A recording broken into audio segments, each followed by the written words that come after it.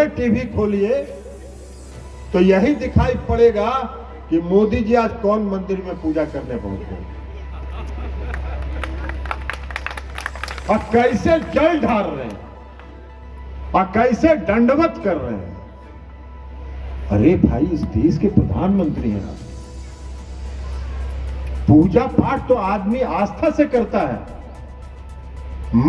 मोकामा के बाद अब्दुल्ला सिंह गोपालगंज पहुंच गए हैं। आरजेडी के प्रत्याशी मोहन गुप्ता को जिताने के लिए लोगों से वोट मांग रहे हैं। वहीं प्रधानमंत्री मोदी पर भी वो खूब बरसे। क्या कुछ कह रहे हैं वो इस वीडियो में आइए सुनते हैं। कि यहाँ चुनाव मोहन गुप्ता जी जीतते हैं कि कौन जीतता है, उससे कोई फर्क नहीं पड़ता। अभी देख रहे हैं कि पूरा देश भर का मीडिया ये चला रहा है कि गोपालगंज का और मोकामा का जो विधानसभा का उपचुनाव है वो लिटमस टेस्ट। अरे काहे का लिटमस टेस्ट रहेगा यार? जिस दिन से महागठबंधन बना उस दिन से कोई वोट बचा है पुष्पा पार्टी के पास? कौन वोट बचा है इनके पास जो लिटमस टेस्ट होगा? देखिए, महागठबंधन 2015 में भी बना था और लालू जी, नीतीश जी और तेजस्वी से एक साथ मिलके, और कांग्रेस पार्टी उस समय थी सिर्फ। और 2015 में के विधानसभा के चुनाव में इतिहास है, इतिहास है। इस देश के प्रधानमंत्री श्री नरेंद्र मोदी जी ने 42 आम सभा किया था बिहार में। 42 गांव तक गए थे, ब्लॉक के हेडक्वार्टर में भी गए थे मीटिंग करने के लिए। और सीट जब रिजल्ट आया तो मात्र 53 सीट आया। अब 42 मीटिंग करके 53 सीट जिस देश का प्रधानमंत्री जीतता हो तो उनका तो समझ ही लीजिए। और उसमें तो 3 पार्टी था, अभी तो 7 पार्टी और कुछ है नहीं उनके पास। लेकिन जब 2015 में गठबंधन की गठबंधन की सरकार बन गई, महागठबंधन की सरकार बन गई, तो इन लोगों को बौखलाहट हुआ, छटपटाहट हुआ।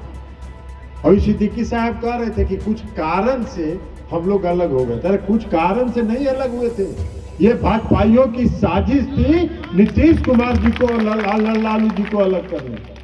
इन लोगों ने साजिश रचा और IRCTC का मुकदमा पर बिना मतलब का, जिसमें कुछ नहीं था, जो 2008 में बंद हो गया था, उसको खुलवा के और उस पर उन्होंने प्रचार करना। ये सिर्फ साजिश था अलग करना। अलग हो गए तो। और जब अलग हो गए तो नीतीश कुमार जी को लगा कि भाई 5 साल हो गया, कुछ तो है नहीं इसमें। इस बीच में जो धंधा किया भाजपाइयों ने, ये बड़ा कन्फ्यूज का पार्टी है और षड्यंत्रकारी है, साजिश करता है और सिर्फ अपने साथियों के साथ ही साजिश नहीं करता है, अपने गठबंधन के लोगों के साथ ही साजिश नहीं करता है, अपनी पार्टी के अंदर भी साजिश करने का काम करते हैं। भाई आपका तो गोपालगंज उदाहरण है ना। बिहार विधान परिषद के चुनाव में क्या हुआ है गोपालगंज?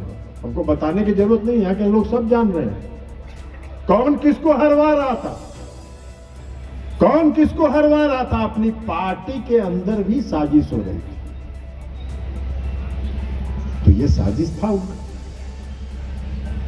लेकिन जरा एक बात हमको बताइए, इस देश की सरकार बनती है और चर्चा कई साथियों ने की विकास का, मुख्यमंत्री नीतीश कुमार जी के, तेजस्वी जी के कामकाज।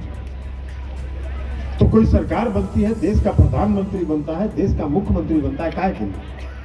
किस बात के लिए बनता है? जनता किस बात के लिए अपनी सरकार बनाती है?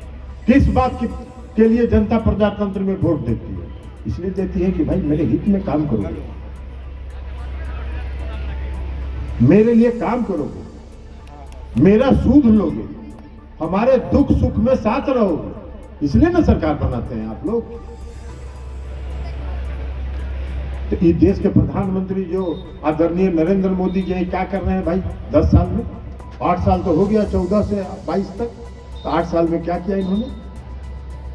तो इसका भी तो हिसाब इनको देना पड़ेगा ना जनता को। प्रजातंत्र में 5-5 साल में काहे के लिए चुनाव होता है? 5-5 साल में इसीलिए ना चुनाव होता है कि सरकार जो बनती है और जो जनप्रतिनिधि चुनाव जीतता है वो 5 साल के बाद जनता को जाके हिसाब दे कि हमने आपके लिए क्या किया, कौन सा काम इन्होंने किया है 8 साल में, क्या काम किया।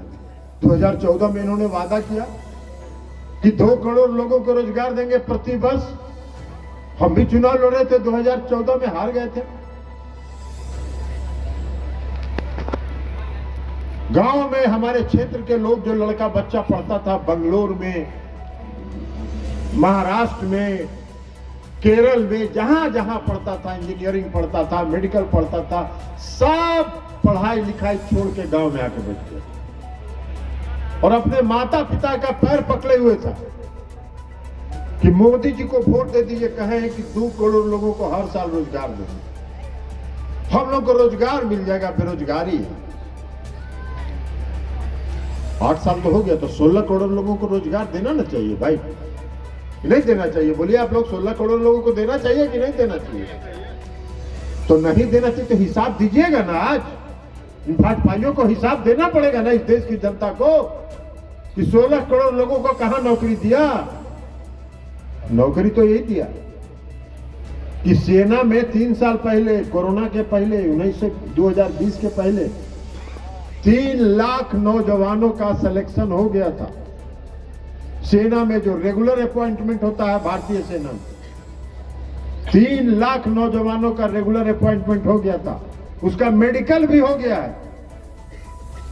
लेकिन नियुक्ति पत्र फाड़ के मोदी जी ने फेंक दिया और 4 साल के लिए वो अग्निवीर चला दिया।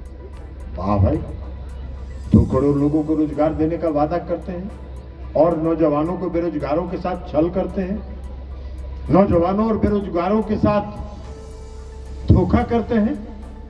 इस देश में आज क्या है? महंगाई है। कभी चर्चा देखे हैं टीवी में? आप लोग भी टीवी देखते होंगे, कभी महंगाई का चर्चा सुनते हैं टीवी में कि महंगाई बढ़ गया है, महंगाई को रोकने के लिए, महंगाई को नियंत्रित करने के लिए सरकार क्या काम कर रही है, क्या काम करेगी? नहीं, एक को बार नहीं देखिएगा। टीवी खोल लीजिएगा आज के बाद, हमारे बात सुन लीजिए, और कल भोरे से टीवी खोलिएगा और हम अगर गलत बोल रहे होंगे तो कहिएगा। भोरे टीवी खोलिए तो यही दिखाई पड़ेगा कि मोदी जी आज कौन मंदिर में पूजा करने पहुंच गए और कैसे जल ढार रहे हैं और कैसे दंडवत कर रहे हैं। अरे भाई, इस देश के प्रधानमंत्री हैं आप।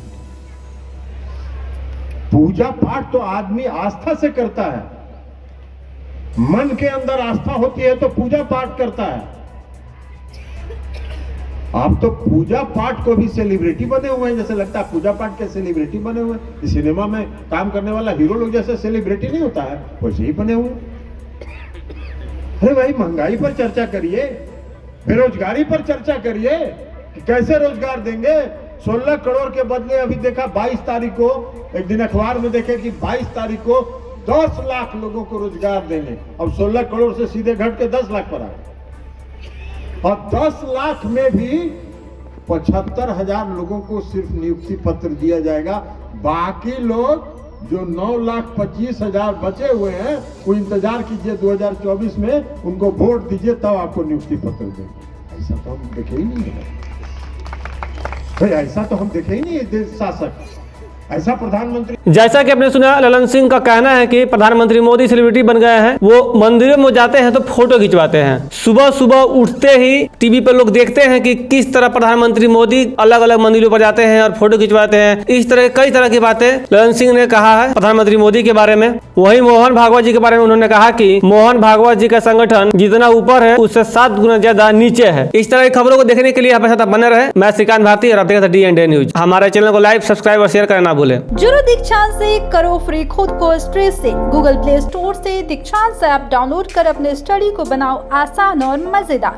दीक्षांत देता है topic wise video with animated visuals and concept by the study materials.